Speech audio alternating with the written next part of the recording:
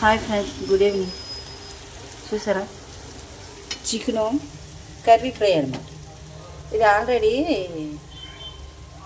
Boil చేసింది. Boil అంటే ఎలా చేసామంటే కొంచెం పెరుగు, పాలు, కొంచెం మన కూర అంత లెక్క చూసుకొని ఒక 3 చెంచాలు పెరుగు అనుకోండి, ఓ 3 చెంచాలు పాలు వేసి మన కూర శుభ్రం చేసుకున్న తర్వాత పొయ్యి మీద పెడితే కూరలో నెలగా వాటర్ వస్తుంది. బాయిల్ చికెన్ అంటే ఆ వాటర్తో అలాగా అది నీ వాటర్ మగ్గిపోయినంత వరకు చూసారా, ఆయిల్లో వస్తుంది అడిగిన అది వాటర్ మొత్తం మగ్గిపోయినంత వరకు అలాగే దానికి ఉడబెట్టుకొని పక్కన ఉంచుకోవాలి. ఇది చూడండి, ఉల్లిపాయలు, టమాటాలు, పచ్చిమిర్చి, కరివేపాకు, అల్లం తెల్లుల్లి, జీలకర్ర అన్నీ వేసి దంచి పెట్టుకుంది.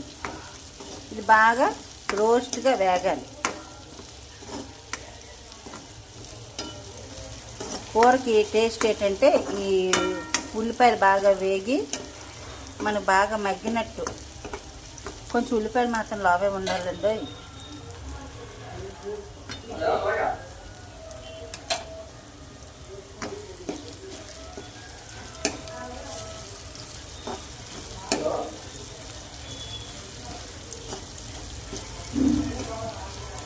చూసారా ఉల్లిపాయ ముక్కలు ఇంకా కొంచెం వేగనివ్వండి.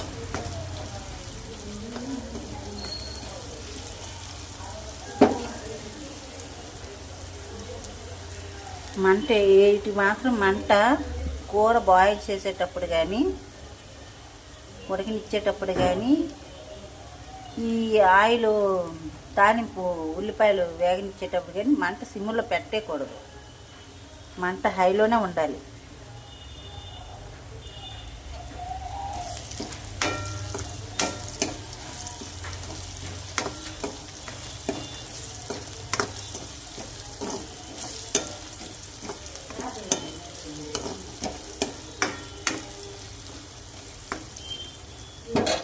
పోయి వదినాం, రా రా రా.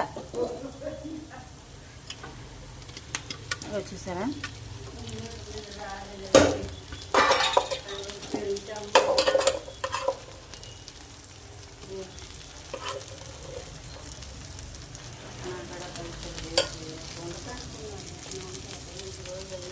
ఇప్పుడు చికెన్ వేస్తాను.